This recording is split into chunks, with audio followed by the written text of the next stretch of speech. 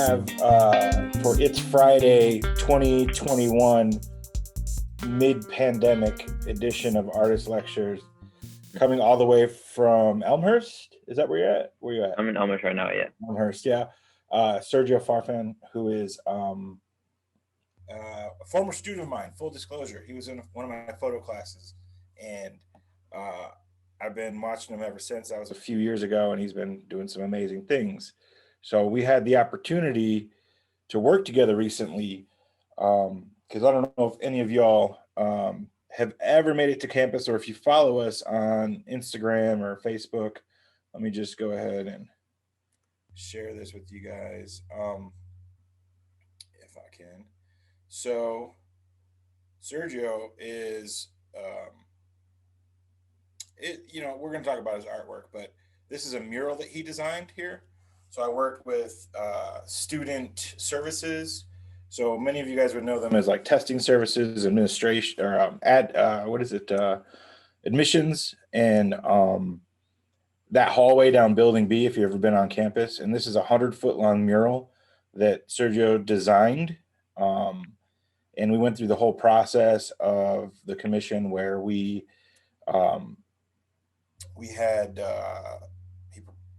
submitted a proposal. He had to bring in sketches. We talked to the stakeholders, the people who were essentially, paying for this, quote unquote. So the Dean Gregory Robinson, he is vice president in charge of student services. So his office is right outside this, and they were looking at a bland wall for, I don't know, 20 years there. So we decided to, rather than put some art up, like a framed piece that would just kind of drown on this big wall, 100-foot long by 10 feet tall, we decided to commission a muralist. And I knew that I wanted to do this every couple of years. And I knew we needed to start with somebody who had ties to ECC, Sergio, who also had experience making murals, Sergio, and who was young and, willing to do something as crazy as designing such a long mural, and also experiment with us a little bit, because we applied this in that previous video. You could see we actually printed these on 34 10-foot tall panels that I then had to put up almost like wallpaper. So it wasn't a conventional mural, but it was something that is going to be kind of fun for us over the years to change. And we'll have different artists come in and whatnot. But this year we started with Sergio, and that's why we brought him here to you today to talk a little bit about who he is, his path, his journey, how he got here. He's a relatively young artist, I would say, young artist. We'll talk a little bit about his history, but Sergio, I want to talk to you about that mural real quick, and like kind of the process. Because I mean, people think that we just kind of got that artwork and put it up, but we had to sign a contract. We had to, guarantee a certain amount of sketches were delivered. Right. So when you do a commission like that, what's your thought process? What's the first thing you think of when you? Usually it's kind of rough. I mean, for example, working with ECC, obviously it's some of the art style that I have, or my art style that I have, it's very I would say, because obviously my characters have horns and halos and stuff like that, and I kind of knew ECC wouldn't have like that. So I had to change up a little bit with the design for this mural, which kind of like I incorporated a design where in the past I did a poster for Yo-Yo Ma, which is kind of looks like scribbles in a way. I'm that's kind of like right now, so we can take a look at it. Yeah, it's way down. It's way down, yeah. Yeah, it's like 2019. But yeah, like I submitted like, I don't know, like 8 designs, I think. But they were like almost similar, but at the same time they were like different colors. I did do one like obviously with my characters. I did do one with like just like colors and stuff. And then like ECC wasn't like, nah, like this is not I love that working. one. I love that one. But yeah, so yeah, actually, I remember that conversation because it was we had two deans. And if you guys Yeah, aren't familiar with the structure here, deans are like up there. They're the decision makers. They sign the checks. yeah, yeah. So Oh, there's a yo-yo moment, right? There you yeah, go. so one of them liked it, and the other one was like, but they felt it was. I think they felt it was too. I believe they said dark, like it was a little like Dark. depressing, a little too depressing. Yeah. And I thought it was, So, your style's a little bit, it's edgy. and my style could go both ways, I guess. Yeah. But yeah, so I took inspiration of this style that I created, but I haven't really gone too far with it yet. But I decided to do it for the ECC mural because obviously, like as you see, the mural has a lot of like, I mean, it's different art careers, but they're all like matched up, kind of like I kind of like scribbled, and then like I remember that day, I was like, shoot, like I'm gonna do one just, I'm gonna do one that I think the school is gonna like. It's the day of the So meet. the day of the meet, like it was like probably like 30 minutes before the meet, and I just did it really quick. It wasn't like, it wasn't digitally. I just did it like a sketch of it, like on paper. And I was like, I first presented the ones I thought they were dope. But then I was like, okay, fine, look, check this out. Like I just did this like 20, 30 minutes ago. And they're like, that's perfect. Like that works. I was like, okay, cool. So 8 sketches, hours and hours of work, and then Right. 30 minutes you pop out a sketchbook print, and they're like, "That's it." Yeah. That sounds Yeah. about right. So That's knowing how I to mean, work the room. You have to, part of being an artist is doing your own thing. But if you have to get a paycheck at the end of the day, you also have to know who you're sitting in front of. So kudos to you, right. Sergio. That's awesome. And I thank you for fixing that horrible wall. Every time I would walk down that hallway, I was like, are we bowling? What is this? I mean, it's just this like, It's huge. It's a huge wall. yeah. So I haven't seen it in person yet, but I can't wait. So it looks fantastic. Yeah, it was definitely, people are talking about it all the time, and I think right now we're probably operating at like 3% capacity of for the school, so we're still getting a lot of emails and comments about it. But I imagine once we get back on campus, it's going to be a lot more. And in that description for the mural, we talk about your commission from Yo-Yo Ma. You want to tell us how you got that? So let me just preface it this: Yo-Yo Ma is he is a world famous musician, and what does he play again? Which instrument is it? It's The cello. Cello, right? And so don't laugh at me, Amy. I'm not as cultured as you. So he he's world famous, and everybody on this side, of the arts program and the performing arts program, as soon as, like we mentioned, Sergio did this, like they were just like, we gotta have Sergio do this. We gotta, So like they just, the name connection, the name recognition was huge. But how did that come about? Honestly, it was so weird because I got an email. I guess it was one of Yo-Yo Ma's team, and I just read the email, and the email looked fake. I was like, nah, this is not true, man. Like, and I left it, and I was like, I'm not even responding back to it. So, and I didn't. So, but then like sometimes your email tells you haven't responded to this email, and that was like 5 days later, you haven't responded to this email, and I was like, damn, okay, whatever. And then like I obviously copied the email and I searched it up on Google and did my research on it, and it was Yo-Yo Ma's team, and I was like, oh shoot, like this is legit. Like I couldn't believe it. So I replied back, what's up? You end up getting to meet him, and Yeah. he signs a poster, right, for you?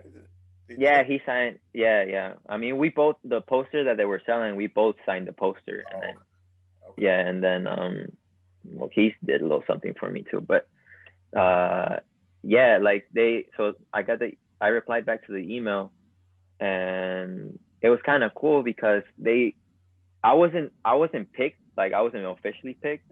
They're like, we came across we were looking for Chicago artists, and we came across like to your work, and I was like, wow, like that's crazy. Like, I mean, there's so many Chicago artists, and they reached out to me like that. That was wild to me. And so they reached out to 3 artists. I was one of them, and they had us each create a poster for him. And I did 3 sketches. That was one of them. Another one with my characters and stuff.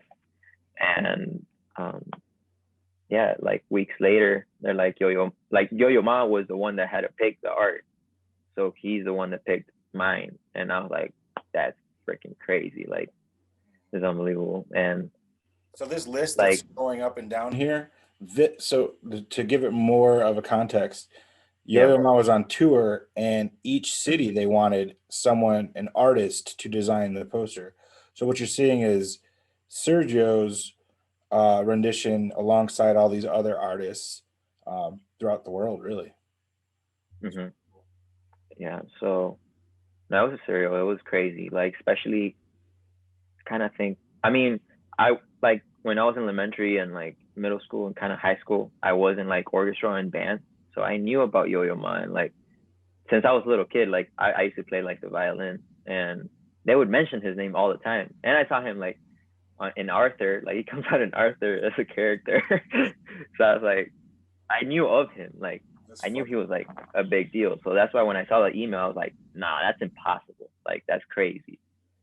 But yeah, it happened. And then like the day of the concert, like they had pamphlets of my artwork, and like throughout the concert, and like in the stage, the design was on the stage like before they started playing.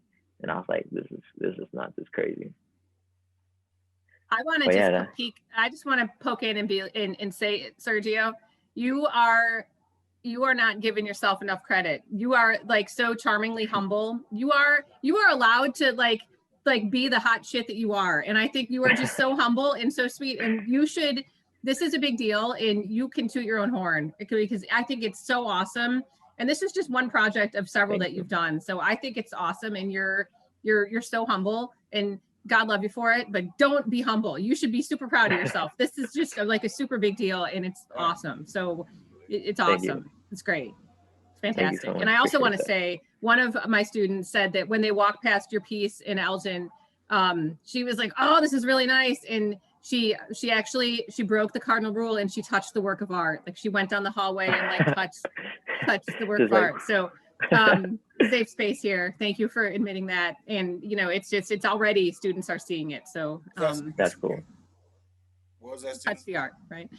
Yeah, I'm gonna have that student come and help me reapply the stickers when they fall down. You want a job in the gallery, Kimberly? There you go. That's true. That's true. I could pay you to do it too. Yeah. No, I don't mind that at all, actually, because they're like, oh, what if their backpack rubs on? I'm like, we'll just put up another sticker, Right. I mean, I'm like that. When I actually go to galleries, I touch the painting sometimes. I was like, I have to touch it. No, you don't. When I go to the art institute, like I sometimes touch, like I touch Dali's and Picasso's, and I want to. Feels not allowed back at the art institute. Yeah. Can I throw another question from the chat in? I think this question came from when you were scrolling through and some of the more kind of like character type works of art. Sarah asked, what are some of the inspirations for your characters? Like, where do you get inspiration for? And I'm guessing it was pieces like this. Like, how do you get inspiration for your characters?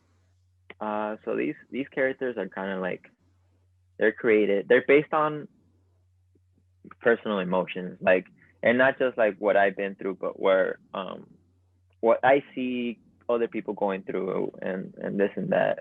The way these characters were born or created, there was a time where I was actually going through something.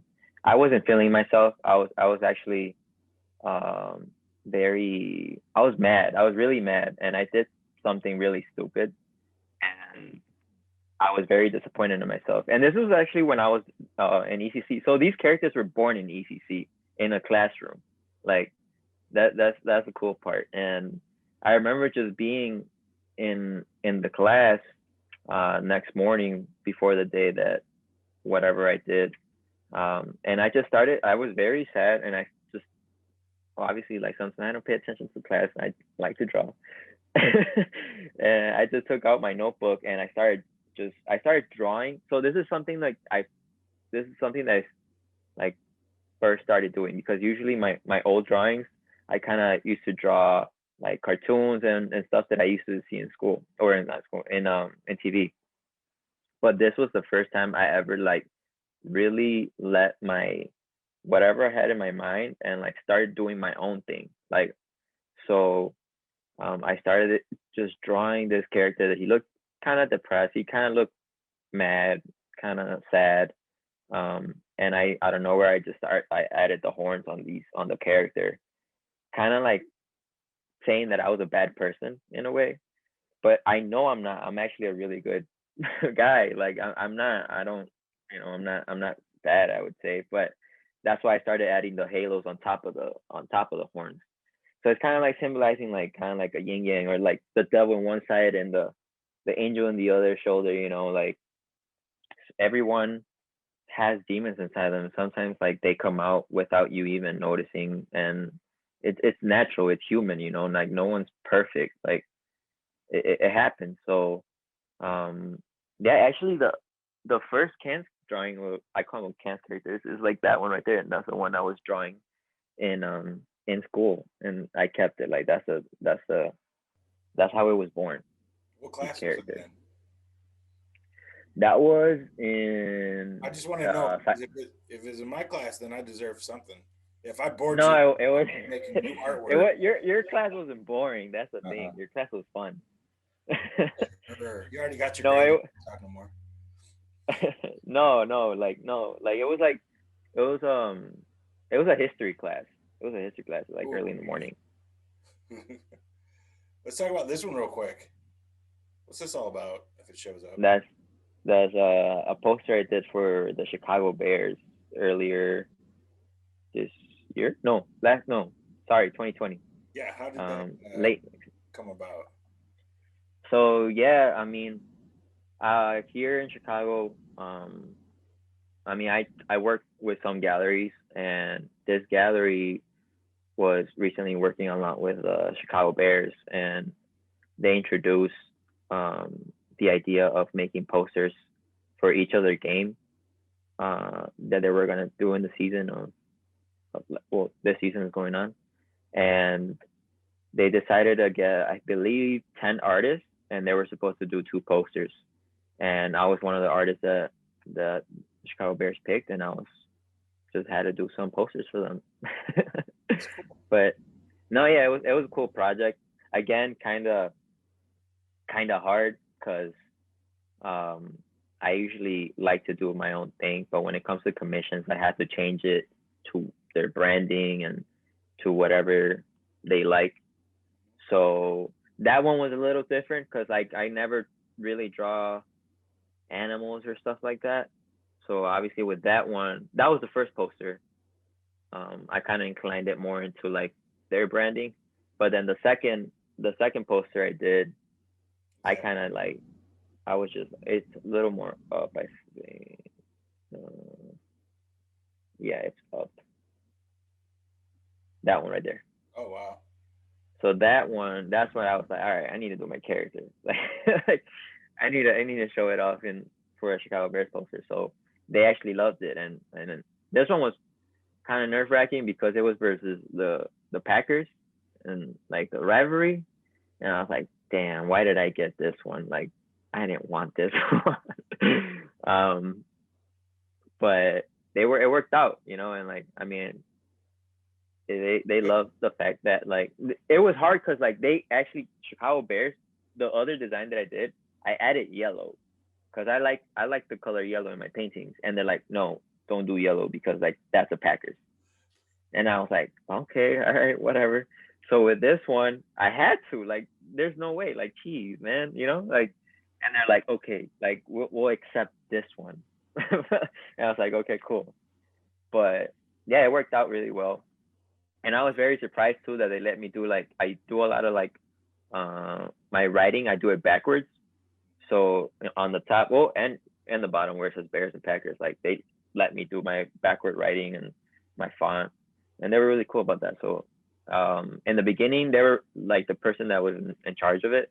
They're like, no, they might not like that, and they did. So I was like, cool. I think it's a great decision on their part to reach out to artists like that. It really does open It up is. the audience. It is. It is. It's something new that they were doing, and actually, a lot of sports teams. I know the Chicago Bulls was doing something like that too. That I was gonna be a part of this season, but COVID messed up everything. Okay. Yeah, because the whole thing with the Bulls, I was gonna design actually a hat, like a Bulls hat. Like I had to use their logo and do a snapback, and they were gonna give to the first 10,000 people that are in the stadium, and that was gonna be crazy, but unfortunately it didn't work out. So that's cool. Yeah, maybe in the future. Yeah, definitely. I want to talk about a little bit about actually it's right here because I saw this. You put Lima, Chicago, like your home bases, right? So Yeah. what's how do you like? What's the story behind that? How does that relate to what your artwork is? I mean, obviously Lima, that's where I was born.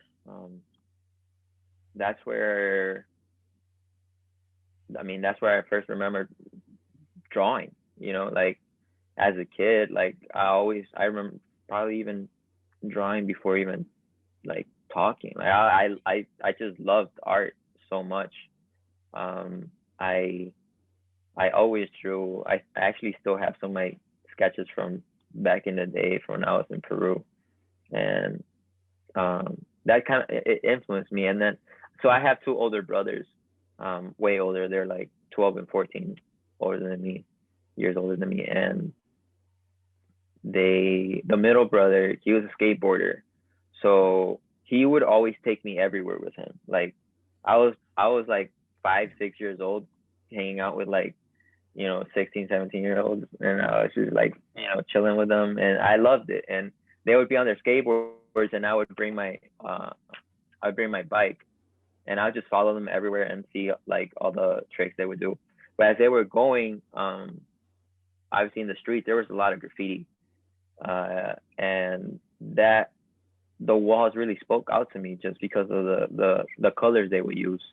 And, the color palette, like it just popped. It was like in your face. And where I was from, there was a lot of graffiti. Mm-hmm. And my brother would go out to do stupid crap like that too. So I just followed them. I would just go, and yeah, like, and also like I remember as they were skateboarding in Peru, obviously skateboards, like the designs on the skateboards were awesome. Like I love the illustrations that they would have.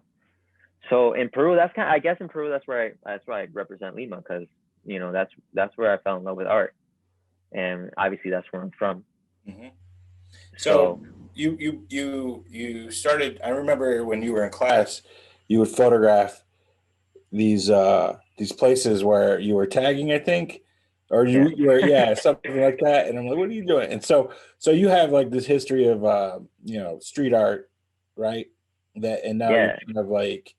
you're kind of I don't want to say legitimizing it because that's not the correct word, but you're taking it into the galleries. You're taking that street art idea. You're doing murals. You're doing it, posters, but you're also taking it into the galleries. How does that work? How does that function with how you make? I mean, obviously, I did some of it. I didn't go crazy because I didn't want to like get in trouble or anything. Like, because there was times where like I'd see cops and I freaking panic. I was like, oh man, no, I'm not trying to do this anymore. But I love that. I love the scene. So it sucks because like obviously when I would put something up or just tag something, like that's it. Like it's gonna get erased eventually. Like they buff it, or like probably people don't even pay attention to it. Like I don't know. Like I started to think like there was no point in it. Like I was like, there's no point in this. Like I'd rather just present it into, like, make it more fine artsy and present it into the galleries. And I felt like, you know, as an artist, obviously, if I want to follow this career, I mean, just tagging stuff is not gonna make me, like, you know, no money. Like I have to, you know, like I have to sell paintings, and that's when I decided to, you know, just to follow the gallery route. And also, like, I just love. I mean, that's where I. I mean, I've always done paintings and drawings, and it's just like it's more personal. I feel like, you know, like you actually take your time doing a painting. You take your time doing a drawing. Obviously, when you're doing a scribble in the wall, you're just like, duh, duh, duh, and you leave. You know, like there's the fun of it is just like literally just that adrenaline of like doing something and trying to get caught. I guess that's the fun of it. But other than that, that's it, you know, or just simply like just putting your name everywhere or this and that, and like for someone, so to get recognition. But I mean, I want more than that, you know, like I just don't want to put stuff on walls, and that's it. So, you mentioned fine art, like this approach. You've gone to a couple different schools, right? ECC, Gen Ed stuff, but you also did, was it Academy of Fine Art? Yeah, American Academy of Art. Okay. And what was that experience like going there? And why'd you choose that place? I chose it. I mean, the reason why I chose that place is I remember my art teacher in high school really pushed. He went there and he said like that's a great school, and it is. I mean, the teachers were amazing. They actually, so I guess what was different in American Academy is that like they actually taught you how to paint from like the traditional way of painting or the traditional way of drawing, and I learned a lot. Like, and in the beginning, I used to love actually drawing portraits and you know, drawing realistic. I used to love that, and so I decided to go to the American for that reason, because I knew they were gonna actually like teach me how to draw and paint like really well. Um, Along my freshman year, I actually just went there for a year, well, 2 years, but I was a part-time student, so I only made it in like 1 year. Uh, but my teacher, I had a great teacher. His name was or is Anthony Adcock, and he was the one that like for some reason I knew I wasn't gonna like be there for long, so I try to take advantage as much as possible, like literally talking to him every day. Like I went to school and like class was over and I would just go to his class and just talk to him about art and like what, you know, I was trying to get as much as information that he knows.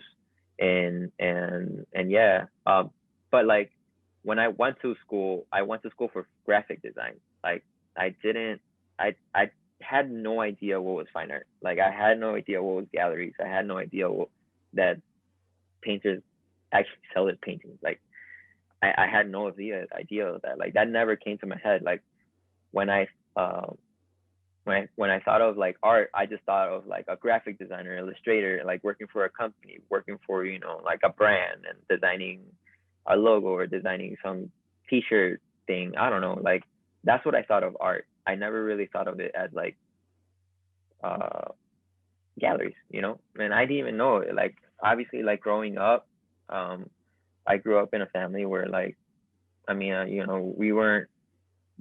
I didn't have a figure to be like, oh, I want to be an artist because this guy, I see this guy's doing it. Like I didn't have that. So my teacher was, you know, he's like, what do you want to do? Like, why are you here?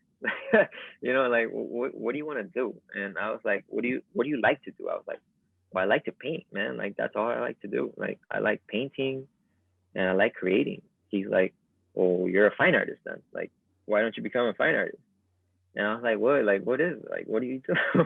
Like, where do I apply? You know, because that's what you think of. Like when you go to college, usually you apply to a job and get a career, right? Like that was my thought. And obviously, like he's like, well, at that time he actually had a gallery show, a solo show, and he's like, yo, like come through my gallery, the showing, and you'll see what it is. I'm like, all right, cool. So I went, and as soon as I stepped in the room, I was like, yeah, this is definitely something like I would love to be part of. Like, and I started seeing the paintings all around the wall, and the fact that they were selling for that much money, I was like, what the hell? Like, you could actually do this? Like, this is crazy. Like, I mean, I used to sell my art in high school for like, give me $10, you could have a drawing. Like, these people are out here selling paintings for thousands and thousands of dollars. I'm like, this is nuts. Like, how is this a thing? you know? So as soon as I saw that, and not just I didn't come into this fine art world because of the money, because if that's the case, like, don't go in this industry, because like, good luck, man. Like, it's hard. It's hard. Like, it's not like you're going to be an artist and out of nowhere like start selling for thousands of dollars. Like, that it could be possible if you're lucky, very, very lucky. But you got to work for it for sure, Yeah. So, but I just love the energy. I mean, the fact that like I was surrounded by people that enjoyed art as well. Like, I love that fact of it, of the gallery. Like, obviously, if you go to a gallery, everyone there is interested in the art, like, whether it's art collector to like someone that simply enjoys art, like, and doesn't buy, which is great too. Like, because I was one of them. I mean, I was one of them in that day. Like, I wasn't gonna buy like $60,000 painting. I just wanted to see the art and have a good good talk with other people. And yeah. Oh, we lost you. Lost your audio.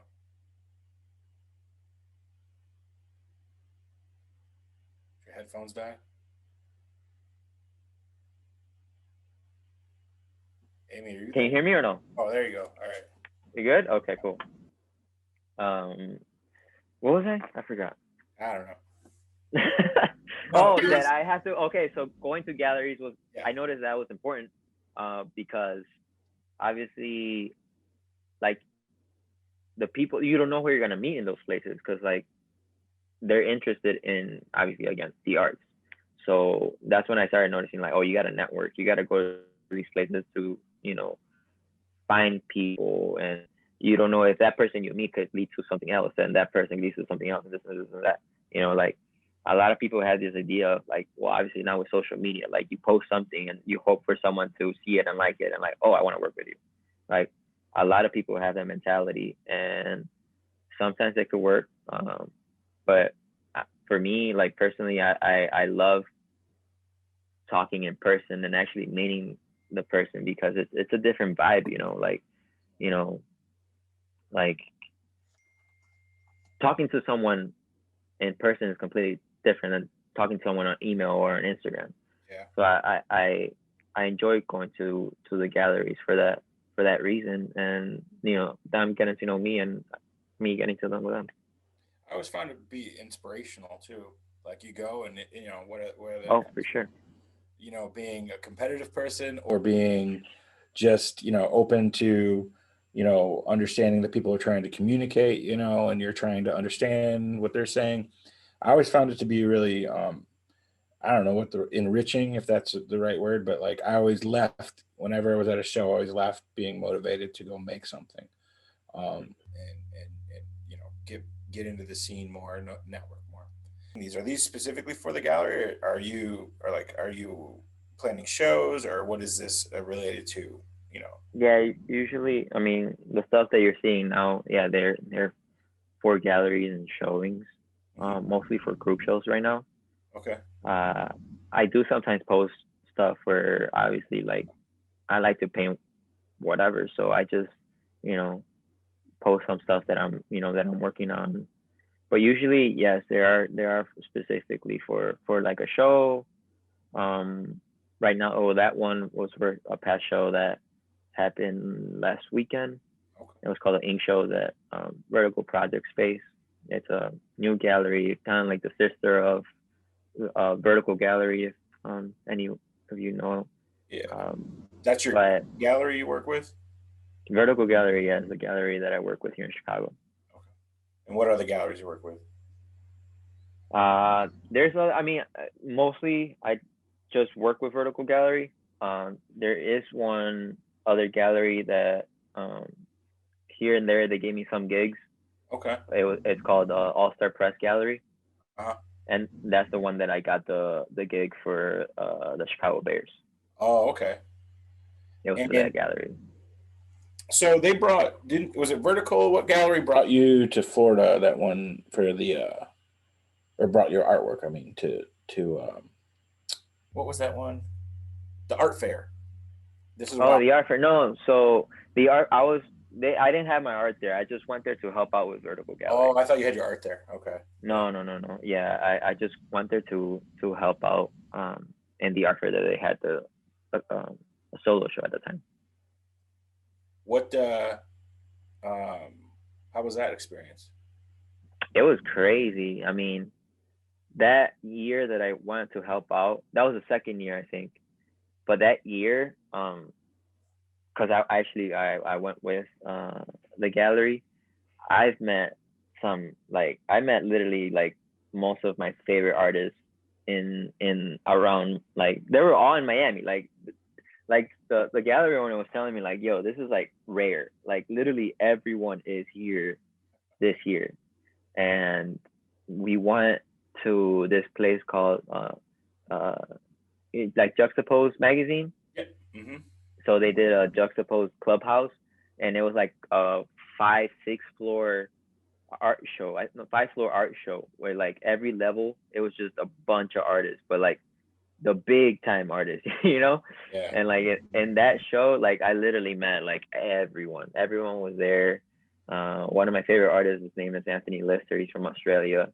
I had the chance to meet him there. I saw again Shepard Fairey, which I don't know if you guys know, but he's the one that created the Obey posters, or the Obama poster when he ran for president in 2008. Yeah. I saw Shepard Fairey there. Yeah, I saw a lot. There's other artists called D Phase, who's from London. Like I met everyone that day, and I was like, man, this is dope. Like like I want to come here every year just for the fact of like, you know, literally that week everyone's there just specifically for art. Like it's amazing. And that was which fair was that? The one that Vertical Gallery was in was Scope Art Fair. Scope. Okay. Yeah, Scope. A couple of them run simultaneously at that time. Yeah. Pre-pandemic. Right.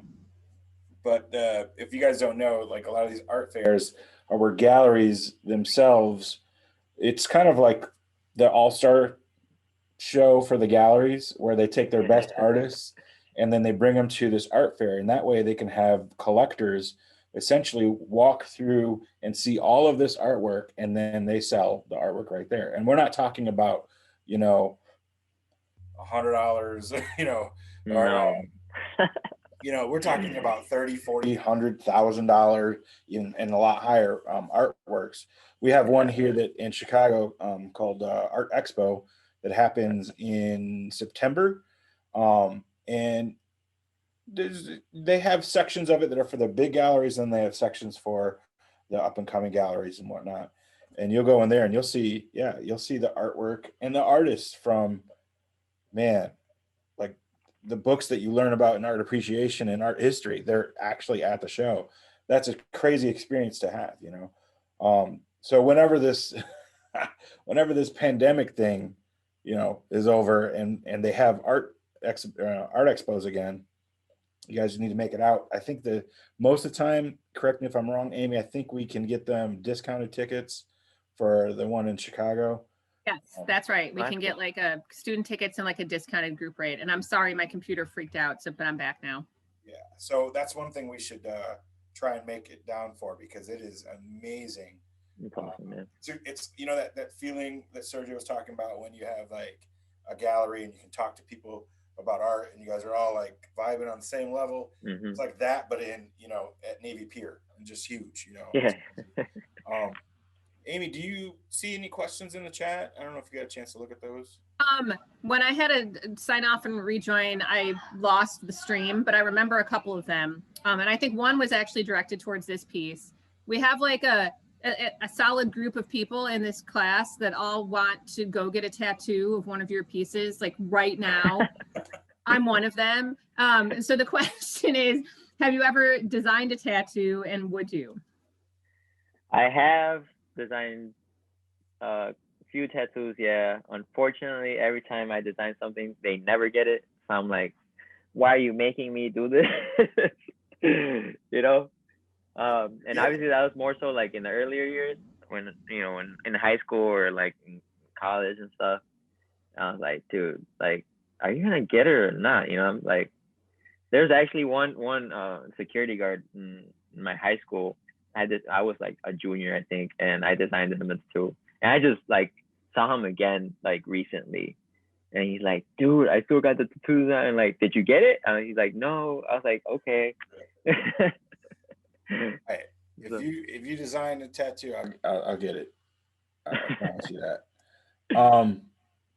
Any other? Let me see if I can pull up the chat here. You could pull. I know there was another one that I can remember because I was thinking it too. A student noticed that you seem to reference Andy Warhol in a couple of your pieces. Is that intentional, or is that like? Can you talk about what the connection there? Yeah, actually, Juan, would you mind? Because I don't know how to work this thing, but can you go to my website? You for being a young artist, you don't know anything about technology. I was about to swear. You're lucky I didn't. What is it? Farfan? No, Sergio Farfan. SergioFarfan.com.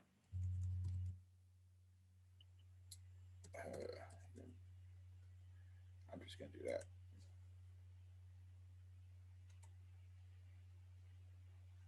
There it is. Oh, that's the about. But if you go to where it says works. Yep. Yeah. Now go to let's say 2020. Yeah, that one. No, the first one. Okay. This is why you gotta learn how to use Zoom. All right. Oh yeah. So yeah. So that was a show I did where it was based on Andy Warhol. So Andy Warhol for me, he was basically the first artist that I was introduced to when I was in middle school. And I remember at the time, like my art teacher was actually very excited for me because she's like, you're gonna like this project, like this is your guy.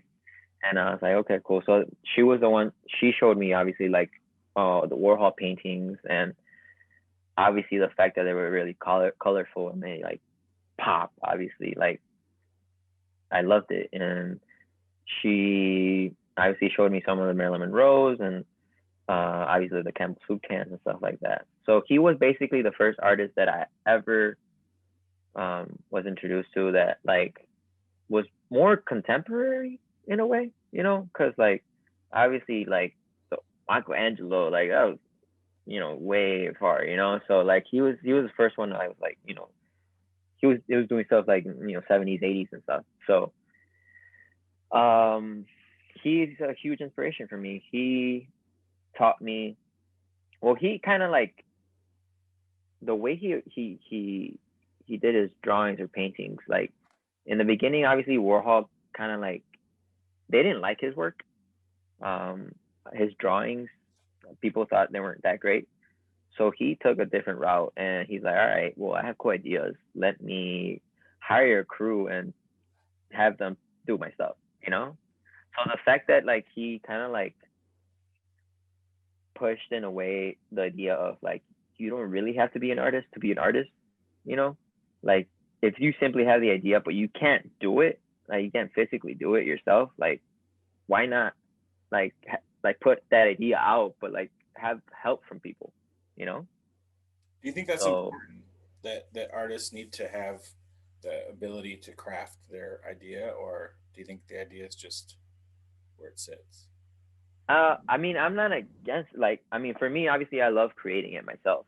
But other people, you know, like they bring themselves so down because they think that they can't do it, you know? And obviously, if anything, the greatest artists right now has that. Like they don't do any other work. They have other people do it for them.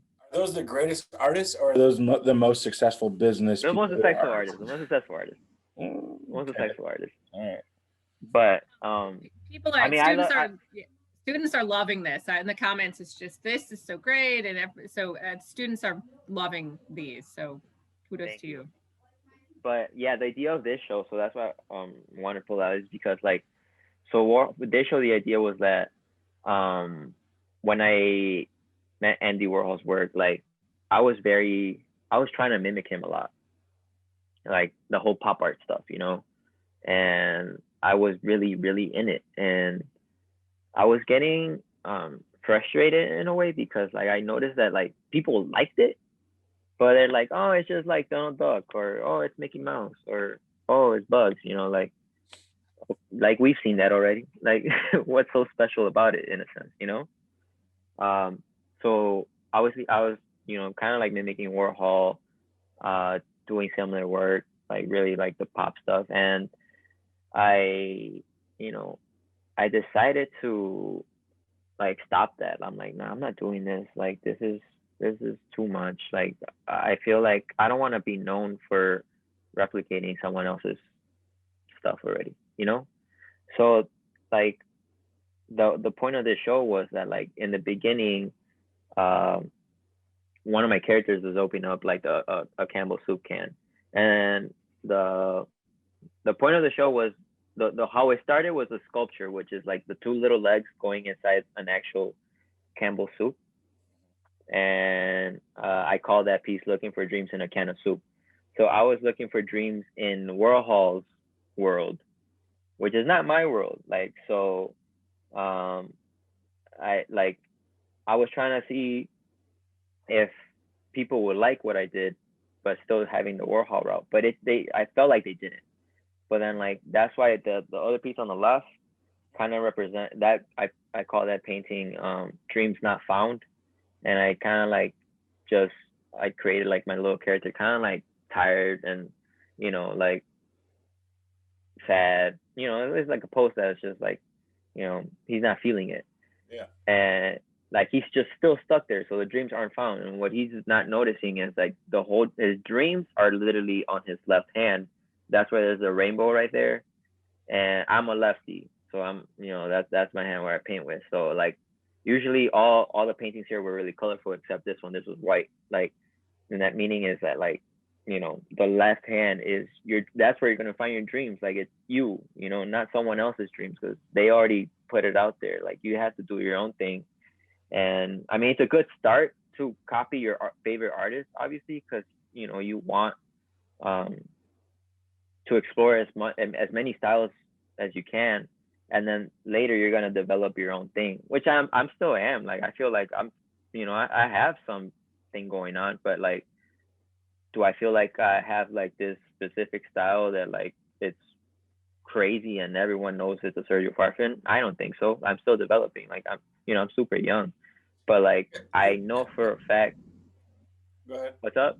I was just saying that whole concept is kind of it's fool's gold. You're never gonna have one style. You're never exactly. Yeah, that's the thing. You know, like you're always gonna develop. You're always gonna do something cool, like cooler or whatever. Like it's never ending. Like it just keeps going, you know, and you just gotta follow what you want to do and not what someone else's dreams, you know. Like just be true to yourself in a way. And that's when I decided to do my own thing. That's why these characters, like in the show, the Warhol show that I created, it was a combination of his paintings combined with like my style. And obviously the last painting, which is this one, it was kind of like more so me and not Warhol, except obviously the can. But obviously there was no dreams found. So yeah. Poetic. I dig it. Amy, any last questions? Because we're going to wrap it up, and I want to talk to people about where they can find this talk as we record yes, it. And there were so many good questions that we didn't get to, and thanks you guys. Even if your question didn't get answered, I'll make sure you guys get credit for being here. 2 questions. I don't know. You could pick which one you want to answer since we don't have a ton of time. the first one is, what's the genesis of your backwards writing, and sort of does it mean anything? And the second one is, people really want you to design album art, like several, like we want you to do tattoos, we want you to do album art. So we have all kinds of ideas for you, Sergio. Somebody said if they ever make an album, they want you to design the album art. So, like, is and also skate decks for skateboards. So we have all kinds of projects for you. Thank you. But yeah, with the backward writing thing, yeah, I always get that a lot, actually. People always question that, but no, there's literally nothing behind it. It was something that was just natural to me when I was a little kid, and I remember going to kindergarten. I was actually writing like that. Like, that was my thing. It was natural to me. And I don't know if, because obviously a righty writes like this and a lefty, I could guess, like, that was just my mind, like, okay, write this way, especially so I don't get like this much. Leonardo da Vinci did that too. So you're just like Leonardo da Vinci. So you guys share that. So that was, I actually found that out barely like 2 years ago. I think I had a show, and then like someone went into my show and they noticed that, and they're like, are you doing that because Da Vinci did it? I'm like, did he do it? I had no idea of that. Like, I wasn't trying to copy him. Like, it was just something that I remember in my childhood that I used to do that. So I just wanted to bring that back as an adult and put it in my paintings. Yeah, it's very cool. It's fun. So I'm just going to go ahead and say thank you, Sergio, for joining us and enlightening us about your experiences. Make sure you guys follow him on the Instagram. What is it again? Farfan Art. Farfan Art, and then SergioFarfan.com. We're as I said before, we're recording this, and we're going to, if you go to the ECC art website, art.student.elgin.edu, lots of dots there. But you'll find a whole bunch of information there, including information about other classes, programs, including art history and art appreciation, photography, all the 3D studio arts, 2D studio arts, your painting, your drawing stuff. And then gallery shows that we've had before. And then we're also going to have right down here, we'll have student archive work, but right down here it says It's Friday. And in here, we're going to post Sergio's talk and then a link to his website and his work. All right. So that'll be there. So you can always just refer back to this if you need to. Outside of that, little heads up, I want to start an art club here.